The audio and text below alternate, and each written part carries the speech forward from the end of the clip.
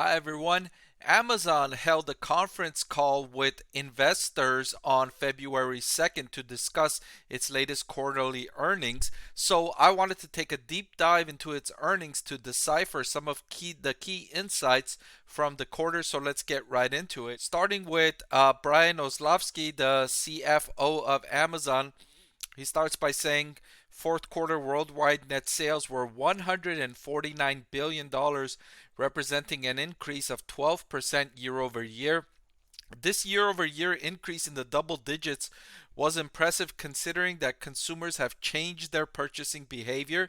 They've reverted to some away from home experience spending, unleashing that pent up demand for restaurants, bars, travel, theme parks, concerts, and those kinds of things. So for Amazon to grow sales in double digits despite that changing consumer behavior was impressive. That said, enterprise customers continued their multi decade shift to the cloud while working closely with our AWS teams to thoughtfully identify opportunities to reduce costs and optimize their work. AWS, Amazon Web Services, is Amazon's most profitable segment, arguably the only profitable segment in the business overall. The company's losing money everywhere except for AWS, and now it's telling investors that their customers, their clients at AWS are trying to reduce costs. So that's not good news. The ongoing the ongoing cost reduction is going to be a headwind, and we'll see more on that a little bit later in this earnings call. In their worldwide store business, the ongoing economic uncertainty, coupled with the continuation of inflationary pressures, customers remain cautious about their spending behavior. We saw them spend less on discretionary categories and shift to lower priced items and value brands in categories like electronics. This is a significant headwind for Amazon.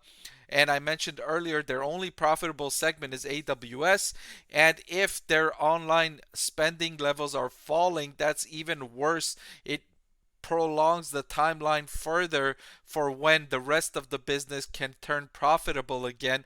It's been profitable in fits and starts, but the last few quarters, the online sales segment has not turned a profit, and it's going to be difficult to return to that level considering that their costs to fulfill these orders has risen significantly while consumer spending is coming down.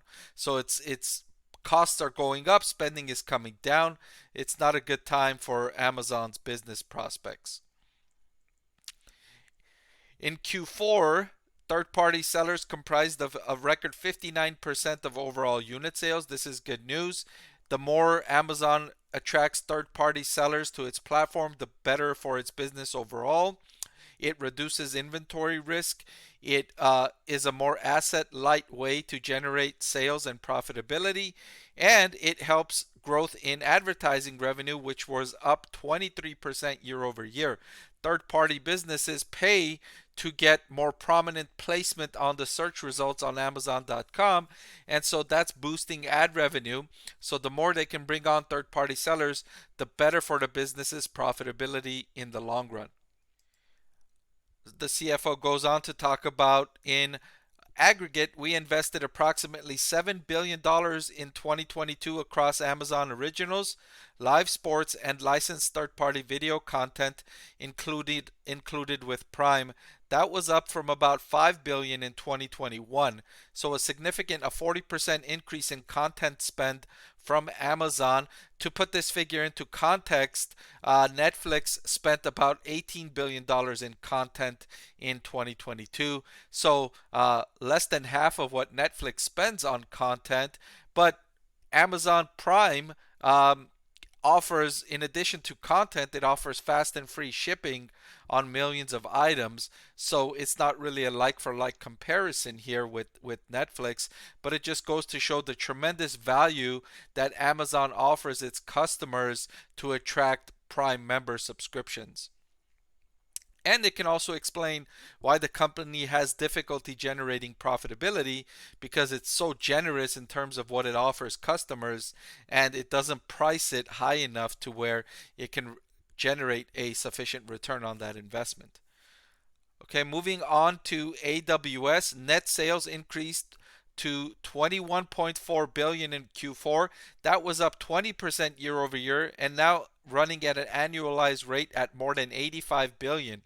Starting back in the middle of the third quarter of 2022, we saw our year over year growth rate slow as enterprises of all sizes evaluated ways to optimize their cloud spending in response to the tough macroeconomic conditions.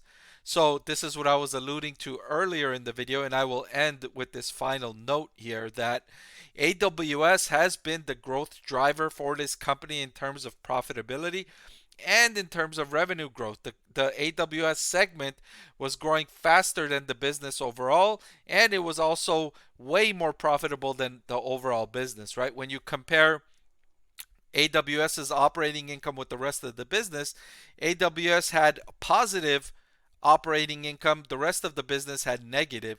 So the overall operating income of the business was decreased because of the rest of the business. If it was just AWS, the company would have been significantly more profitable.